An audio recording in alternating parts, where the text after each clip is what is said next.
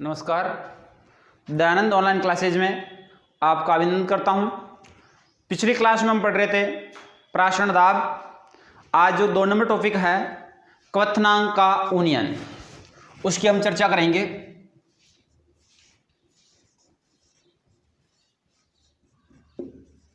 क्वथनांक का यूनियन। देखो, यदि हम सबसे पहले बात करें क्वथनांक के यूनियन की, क्वथनांक का यूनियन क्या होता है या क्वथनांक का यूनियन किसे कहते हैं, तो क्वथनांक के यूनियन के बारे में हम यही कहेंगे कि वह निश्चित तापक्रम जिस पर किसी द्रव का वाष्प दाब वायुमंडलीय दाब के बराबर हो जाता है। कि आपके पास में यदि कोई निश्चित तापक्रम है और उस निश्चित तापक्रम पर किसी द्रव का वाष्प दाब उसके वायुमंडलीय वाष्प दाब के बराबर हो जाता है, उसे हम क्या कहते हैं, क्वथनांक कहते हैं। क्या कहते हैं? क्वथनांक कहते हैं। क्वथनांक आपके पास में एक वह प्रक्रम है जिसमें आपके पास में एक निश्चित बिंदु तक आ जाता है। किसी जैसे आपके पास में कोई जल है और उस जल को हम क्या करते हैं, निश्चित बिंदु तक बॉइलिंग करते हैं। बॉइलिंग करने के बाद जब उसमें वाष्प बनना प्रारंभ होती है तो उस बिंदु को हम क्या कहते हैं, क्वथनांक कहते हैं। तो सबसे पहले हम इसमें बात करते हैं क्वथनांक की परिभाषा की बात करते हैं। क्वथनांक क्या होता है, देखिए क्वथनांक को हम परिभाषा के रूप में किस प्रकार से व्यक्त कर सकते हैं, तो इसमें लिखेंगे वह निश्चित तापक्रम, कि एक आपके पास में ऐसा निश्चित तापक्रम है, वह निश्चित तापक्रम जिस पर किसी द्रव का, कि आपके पास में कोई एक निश्चित तापक्रम है जिस पर किसी द्रव का वाष्प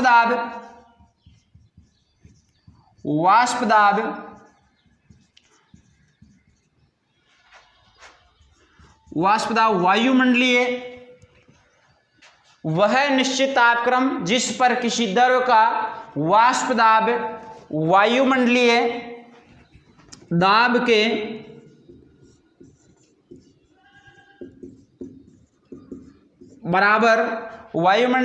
के बराबर हो जाता है, उसे क्वथनांक कहते हैं। निश्चित ताप है, आपने कहा कि यह आपके पास में एक पात्र है, इस पात्र में माना कि आपने क्या भरा है, जल भरा है, H2O भरा है। अब निश्चित तापक्रम पर जिस पर द्रव का वाष्प दाब है, अब आपके पास में इसमें निश्चित, आपने किसी एक ताप तक इसको हीट किया, माना कि आपने 100 डिग्री सेंटीग्रेड तक इसको हीट किया, तो एक निश्चित ताप है, निश्चित ताप पर किसी द्रव का वाष्प दाब वायुमंडलीय दाब के बराबर होता है। अब इसका जो वाष्प दाब है किसके बराबर होता है, वायुमंडलीय वाष्प दाब के बराबर होता है, तो उसे क्या कहते हैं, क्वथनांक कहते हैं। क्या कहते हैं? क्वथनांक कहते हैं। तो हमें यह ध्यान रखना है, किसी निश्चित तापक्रम पर किसी द्रव का वाष्प दाब उसके वायुमंडलीय वाष्प दाब के बराबर हो जाता है, तो उसे हम क्या कहते हैं, क्वथनांक कहते हैं। तो ये होती है क्वथनांक की परिभाषा, जिसे हमें याद रखना है क्वथनांक क्या होता है या क्वथनांक की परिभाषा किसे कहते हैं। अब देखिए क्वथनांक के बारे में। अब क्वथनांक के बाद हम बात करते हैं क्वथनांक का यूनियन। तो क्वथनांक का यूनियन क्या है उसके बारे में हम देखते हैं। यदि आपके पास में कोई शुद्ध विलायक है, कैसा विलायक है, शुद्ध विलायक, यदि उस शुद्ध विलायक में किसी अवाष्पशील विलय को मिला जाता है, किसी शुद्ध विलायक में अवाष्पशील विलय को मिला दिया जाता है। आपने कहा कि आपने एक पात्र लिया, इस पात्र के अंदर आपने क्या भर दिया, शुद्ध विलायक भर दिया है। क्या भर दिया, शुद्ध विलायक। अब इसमें आपने भर दिया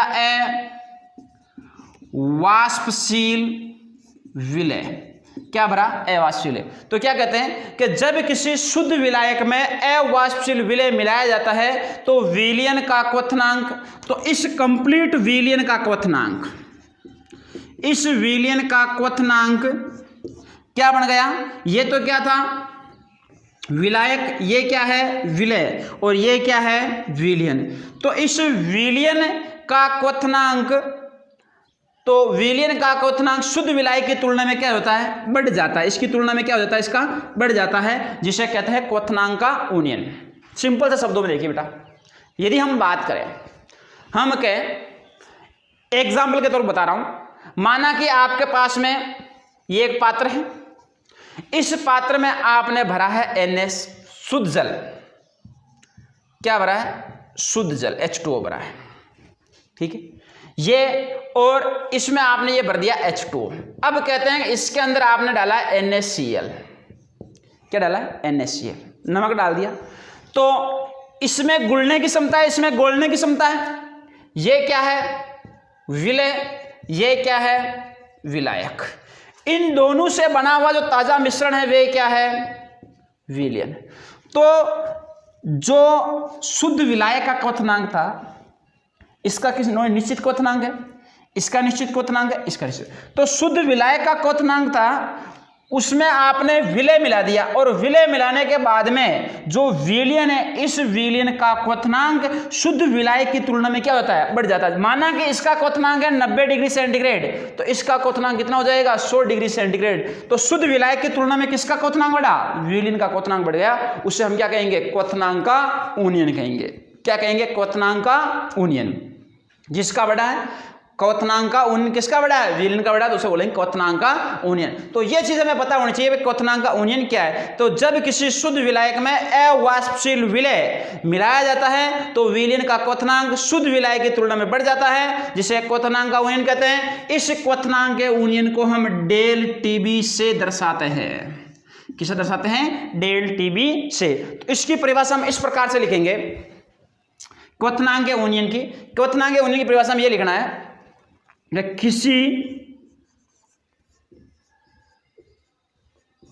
शुद्ध विलायक में, किसी शुद्ध विलायक में अवाष्पशील, किसी शुद्ध विलायक में अवाष्पशील विलय, कैसा विलय है अवाष्पशील विलय मिलाया जाता है, अवाष्पशील विलय मिलाया जाता है तो विलयन का क्वथनांक, तो विलयन का क्वथनांक किसकी तुलना में बढ़ जाता है, विलयन का क्वथनांक शुद्ध विलायक की तुलना में बढ़ जाता है। विलयन का क्वथनांक शुद्ध विलायक की तुलना में बढ़ जाता है, शुद्ध विलायक की तुलना में बढ़ जाता है, जिसे क्वथनांक का उन्नयन कहते हैं, जिसे क्वथनांक का उन्नयन कहते हैं। कि किसी शुद्ध विलायक में अवाष्पशील विलय को मिलाया जाता है तो विलयन का क्वथनांक शुद्ध विलायक की तुलना में बढ़ जाता है, जिसे क्या कहते हैं क्वथनांक का उन्नयन कहते हैं। अब देखो क्वथनांक के उन्नयन की ये बात हो गई। अब सबसे पहले यदि इसको व्यक्त करना चाहें तो ये परिभाषा थी क्वथनांक उन्नयन की, और इस क्वथनांक के उन्नयन को किससे प्रदर्शित करते हैं डेल टीबी से। अब देखिए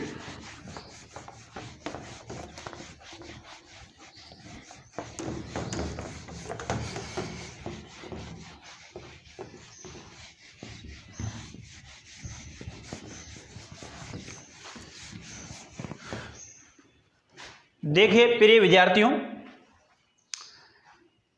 Dayanand online classes YouTube channel पे हर रोज क्लास हो रही है। प्रत्येक विद्यार्थी इस क्लास को अच्छी तरह से समझे, साथ साथ नोट्स बनाएं, और जहां पे किसी प्रकार की आपको कोई प्रॉब्लम हो तो आप कमेंट बॉक्स में ज़रूर पूछें।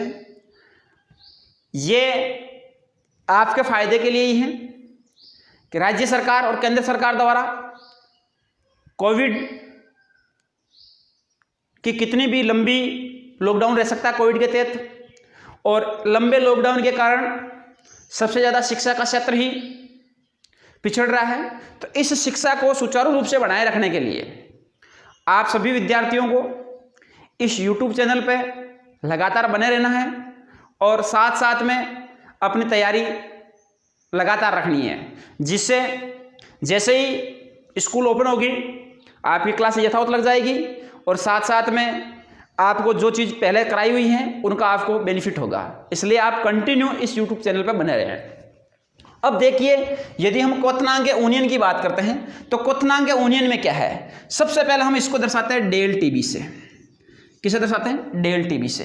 अब देखो एक सूत्र पर ध्यान देना, डेल टीबी बराबर हम लिखते हैं TB minus TB note, TB minus TB note. यहां देखो दोनों चीजें हैं कि डेल टीबी वह तो है आपके पास में क्वथनांक का यूनियन, तो लिख दो क्वथनांक का यूनियन। इसके बाद में टीबी है, वह टीबी है आपके पास में विलियन का विलियन, और जो आपके पास में टीबी नोट वह है आपके पास में विलायक, विलायक। अब इन दोनों चीजों में देखो, एक मिनट ध्यान से हम इसकी यदि चर्चा करेंगे, यहां पे आप देखना कि जैसे एक ग्राफ से हम इसको समझने की कोशिश करते हैं कि हम ये कहते हैं कि आपके पास में जैसे एक ये कोई पैमाना है, ये पैमाना है, ठीक है। अब इस पैमाने में क्या है कि यदि आपको 10 एटीएम कोई दाब, यहां पे आपने लिख दिया 10 एटीएम दाब, ये निश्चित बिंदु है। इस निश्चित बिंदु पे जो भी आपके पास में ताप का मान है, यहां पे आप क्या लिख देना, ताप T। अब इसमें दो बिंदु हैं, दो बिंदु कौन कौन से हैं? एक तो आपके पास में क्या विलियन और एक क्या आपके पास में विलायक।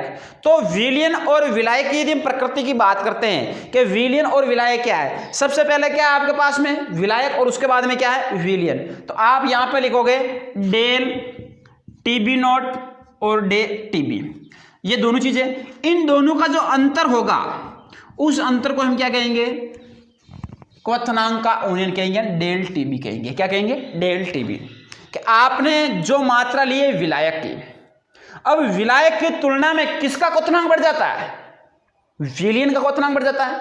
उसी को हम क्या कह रहे थे, क्वथनांक यूनियन कह रहे थे। तो यहां पे ये विलायक है, ये क्या है, ये डेल टीबी नोट है, वे आपके पास में क्या है विलायक, और टीबी क्या है विलियन।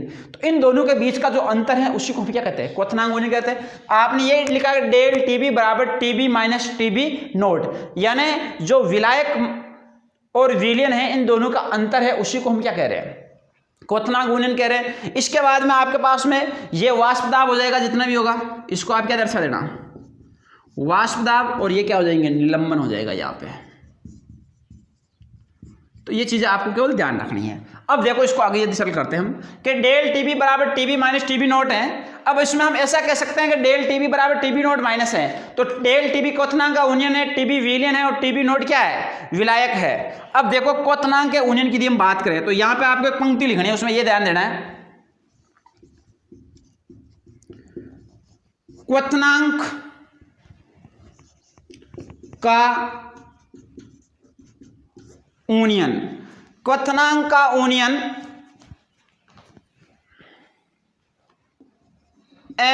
वाष्पशील विलेय के मोल अंश के, अवाष्पशील विलेय के मोल अंश के समानुपाती होता है, मोल अंश के समानुपाती होता है। क्या होता है, समानुपाती होता है। क्वथनांक का यूनियन अवाष्पशील विलेय के मोल अंश के क्या है, समानुपाती है। तो अवाष्पशील विलेय के मोल अंश के समानुपाती लिखेंगे तो क्वथनांक का यूनियन क्या था आपके पास में, डेल टीबी समानुपाती। क्वथनांक का यूनियन है, मोल अंश क्या होता है, एक्स बी, किसका है, विलेय का। अब देखो एक चीज पहले इसको मैं सरल कर देता हूं, उसके बाद में देखना, यहां पे लिखते हैं डेल टीबी बराबर, समानुपाती को आपने हटा दिया तो यहां पे क्या हो जाएगा, के एक्स बी, क्या हो जाएगा, के एक्स बी। यहां पे आप एक यहीं पे लिख लेना, आप लिखते हो एक्स ए प्लस एक्स बी बराबर क्या होता है 1। कि एक्स ए प्लस एक्स बी बराबर क्या होता है 1। यदि आपको इसमें से क्या ज्ञात करना है एक्स बी ज्ञात करना है, क्या ज्ञात करना है एक्स बी, तो एक्स बी ज्ञात करने के लिए क्या लिखते हैं कि जो आपको ज्ञात करना है कि कोई एक अंश ज्ञात करना, दोनों का योग करोगे कि नहीं करोगे, तो यहां पे क्या लिख दिया आपने एक्स बी अपॉन एक्स ए प्लस एक्स बी, किसके लिए हो जाएगा एक्स बी के लिए हो जाएगा। इसी प्रकार से यदि आप इसमें n ज्ञात करना चाहो तो W अपॉन m होता है कि नहीं होता है, n क्या होता है मोल, के भार अपॉन अणुभार होता है कि नहीं होता है। अब भार अपॉन अणुभार में यदि आपने x को भार अपॉन अणुभार की संख्या दी, जैसे आपने लिखा NB बराबर NB upon Na plus NB, ये होगा कि नहीं होगा, n के रूप में लिया। अब n के रूप में आपने इसको लिया तो आप इसको किसके रूप में ले सकते हो, NB के रूप में से लिया तो भार के रूप में लिखोगे तो क्या लिखोगे, यदि Na ज्ञात करना है आपको तो Na और क्या ज्ञात करना होता है NB, दोनों का रूप में ज्ञात करना है। तो Na ज्ञात करने का सूत्र क्या होगा WA अपॉन MA और WB अपॉन MB, ये दोनों के लिए अलग अलग पर्टिकुलर इकाइयां हो जाएगी नहीं हो जाएगी। इस A का मोल अंश ज्ञात करना तो इसका भार अपॉन इसका अणुभार, B का ज्ञात करना B का भार अपॉन B का अणुभार, तो NB बराबर NB upon Na plus NB। तो Na ज्ञात करना होता है यदि इसका आपको, तो आप क्या लिख सकते थे Na बराबर Na प्लस NB, ये लिख सकते हैं नहीं लिख सकते। इसी प्रकार से XA ज्ञात करना होता है यहाँ पे, तो क्या लिख सकते हैं XA बराबर XA upon XA plus XB, ये चीज लिख सकते थे आप। तो ये चीज आपको थोड़ी सी 11th क्लास के रूप में ध्यान रखनी है कि इकाई कितनी है उनकी, एक है। अब यहाँ पे लिखा आपने कि डेल TB बराबर K इंटू XB लिखा, तो डेल TB बराबर K इंटू XB है, इसको आप क्या लिख सकते हो कि डेल TB बराबर,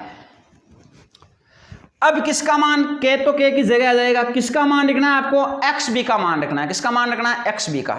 अब XB का मान क्या है, यानी NB का मान, NB का मान में क्या है NB upon Na plus NB। एक बार के लिए मैं लिखता हूं, ये ध्यान देना इसको प्रत्येक को, चलो स्पष्ट तरीके से क्या है आपके पास में XB को क्या लिखते हैं XB upon XA plus XB, ये लिखते हैं।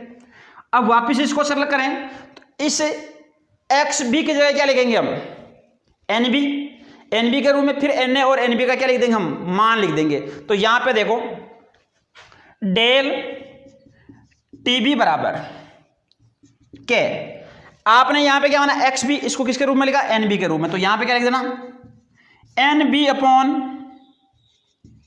Na plus NB, del TB बराबर K NB का मान क्या होता है WB अपॉन MB है कि नहीं है, NB का मान क्या है WB अपॉन MB, तो इस NB का मान लिख दो आप WB upon MB upon Na का मान क्या है WA upon MA plus NB WB upon MB, ये चीज हो जाएगी। अब देखो ये आपके पास में किसकी इकाई है, ये K की इकाई, किसके स्थान पर XB upon XA plus XB के स्थान पर आ गई। अब इसमें से आपको क्या करना है कि WB अपॉन MB, जो WB अपॉन MB है उसको हम क्या मान लेते हैं नगण्य मान लेते हैं। यहां WB अपॉन MB को नगण्य मानने पर, अब WB अपॉन MB को आपने क्या मान लिया नगण्य मान लिया, तो नगण्य मानने पर आपके पास में जो WB अपॉन MB है उससे कौन गुणा हो जाएगा, ये विपरीत में गुणा हो जाएगा। इसको ऐसे लिख सकते हो आप आगे डेल TB बराबर K WB अपॉन MB, इसको क्या मान लिया आपने नगण्य, तो ये क्या हो जाएगा उल्टा MA अपॉन W है, ये होगा कि नहीं होगा। कि देख लो एक बार वापस के आपके पास में वहां पे क्या है WB अपॉन MB, अब WB अपॉन MB है इंटू MA अपॉन W है, ये समीकरण आप कौन सी मान लेना फर्स्ट समीकरण। ये फर्स्ट समीकरण मानने के बाद में हमें इसको वापस क्या करना है कि एक इकाई के रूप में लेना है, और इकाई के रूप में क्या लेना है कि हमें किसका ज्ञात करना है M का मान ज्ञात करना है। तो हम लिख सकते हैं हम जानते हैं कि हम जानते हैं कि, अब जो जानने की बात है वे क्या है आपके पास में m है। अब देखो यदि हम इस m को पहचाने के बाद आप m को किस रूप में लिख सकते हो, तो m को जो लिखने का रूप है आपके पास में वह m की इकाई के रूप में क्या लिखोगे कि mb, देखो यहां से देखना xb upon xa plus xb है, इसी इकाई को आप किसके रूप में लिखोगे m के रूप में लिखोगे, तो m बराबर आप क्या लिख दोगे वहां पे wb अपॉन, अब नीचे क्या बचा भाई wb आपने ऊपर ले लिया, किसके बराबर लिख रहे m में दोनों इक्वल है, तो इक्वल होने के कारण आपने क्या लिखा wb, और wb के साथ में क्या लिखोगे mb इंटू w है, mb इंटू w है, ये चीज लिख दी आपके पहचानने वाली। अब ये पहचानने के कारण इस चीज को लिखने के बाद में हम यदि इसमें इसको समीकरण क्या मान लेते हैं 2, क्या मान लेते हैं समीकरण नंबर इसको 2। अब देखो ये आपके पास में 2 समीकरण प्राप्त हो गई। अब समीकरण प्राप्त होने के बाद में इसको यही करते हैं आगे,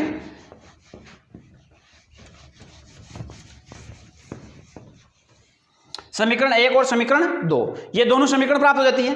अब दोनों समीकरण प्राप्त होने के बाद में समीकरण 1 व 2 से इसमें लिखना है समीकरण 1 में समीकरण 2 का भाग देने पर, समीकरण 1 में किसका भाग देते हैं समीकरण 2 में, जो आपकी फर्स्ट समीकरण है उसमें समीकरण नंबर 2 का हमें क्या करना है भाग देना है। अब भाग देने के रूप में इसको लिखना है, तो इसको लिख देते हैं हम। सबसे पहले देखो डेल टीबी बराबर के WB upon MB into WB upon MB, यहां पे क्या था भाई MA था ना,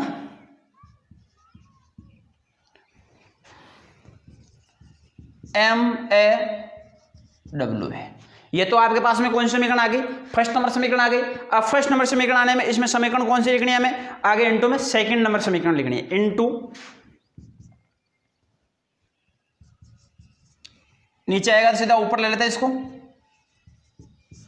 अपॉन WB, ठीक है। अब इसको हम क्या कर लेते हैं सरल कर लेते हैं। अब एक चीज इसमें ध्यान देना, आप किसके बराबर लिखा था आपने m के बराबर लिखा था, यहां में अपॉन में क्या लिख देना आप m लिख देना। अब इसको आप सरल करो देखे, अब सरल करने पर फटाफट इसको सरल करो देखे क्या बचता है भाई इससे, देखो देखे क्या बचता है WB WB WA MB MB, right है, यही कैंसिल आउट होगा। अब कैंसिल आउट होने के बाद में आपके पास में जो इकाई बचती है वे इकाई क्या बचती है, देखिए आपके पास में बचता है del TB upon small m बराबर k इंटू MA। ये इकाई बचती है कि नहीं बचती है, यदि ये इकाई आपके पास में बचती है तो इस इकाई के बचने के बाद में यदि आप इसमें से m को इस तरफ लेके आना चाहो तो आप इस तरफ भी ले सकते हो इसको कि डेल टीबी बराबर के MA इंटू M, इस तरफ आ सकता है नहीं आ सकता है। इस m को यहाँ पे किसमें रूप में लिख दिया गुणे के रूप में लिख दिया, तो वहां पे क्या आ गया m आ गया। अब m आने के बाद में आप नया स्थिरांक के रूप में यदि इसको लिखोगे तो नया स्थिरांक आप इसका क्या लिख सकते हो कि नया स्थिरांक। अब नए स्थिरांक के रूप में जहां पे आपके पास में TB है उस TB को आप किस में रूप में चेंज करोगे KB में, किस में करोगे KB में, और KB में जो K है उस K के स्थान पे क्या लिख दोगे आप, K के स्थान पे लिख दोगे K इंटू M, ये आपका नया स्थिरांक हो जाएगा कि KB बराबर K इंटू MA, तो KB बराबर K इंटू MA आ जाएगा। ये K इंटू MA आने के बाद में आप इसको ये लिख सकते हो कि TB बराबर KB इंटू M, कि TB बराबर KB इंटू M। इसमें आप ये लिख देना डेल TB बराबर KB इंटू M, ये आपको ज्ञात करना था, ये आपको प्राप्त हो गया। तो ये था इसमें क्वथनांक के ओनियन में। तो एक बार वापस इसको देख लो अच्छी तरह से। कि सबसे पहले हम लिखते हैं क्वथनांक का यूनियन कि डेल टीबी से व्यक्त करते हैं कि डेल टीबी बराबर टीबी माइनस टीबी नोट। एक आपने सतह ली थी, उस सतह पर आपने दो चीजें लिखी थी, एक विलयन लिया था, एक विलायक लिया था। आपने यही कहा था कि शुद्ध विलायक है उसमें अवाष्पशील विलय मिलाया जाता है, तो विलयन का क्या होता है, क्वथनांक बढ़ जाता है किसकी तुलना में, शुद्ध विलायक की तुलना में। तो देखिए यह सूत्र हो गया क्वथनांक का यूनियन विलयन और विलायक। तो क्वथनांक का यूनियन अवाष्पशील विलय में मोल अंश के क्या होता है, समानुपाती होता है।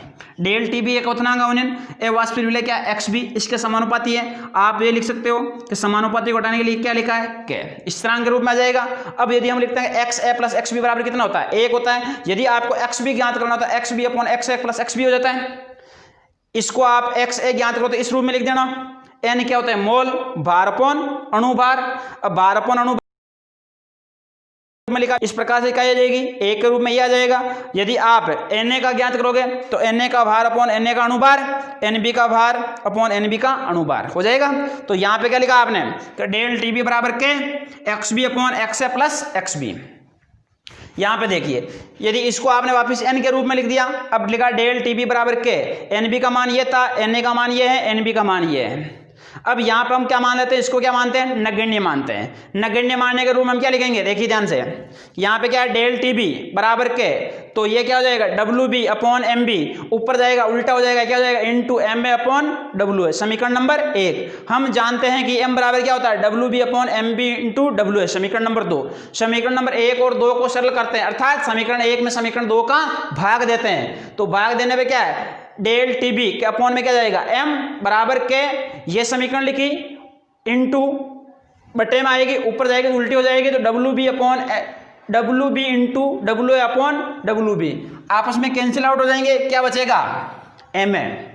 ये इकाई लिख देना, ये इकाई नहीं लिखना चाहो तो इस टीबी को m को इधर भेज देना, ये आ जाएगा। नए स्थान के रूप में लिख देना, ये लिख देना, ये हो जाता है आपका क्वथनांक के यूनियन के रूप में कंप्लीट व्याख्या। अब इस क्वथनांक के यूनियन के रूप में कंप्लीट व्याख्या अगली क्लास होगी, उसमें हम पढ़ेंगे अवाष्पशील पदार्थ अणुभार और क्वथनांक के यूनियन में संबंध। आज के लिए इतना ही, लगातार बने रहे, धन्यवाद।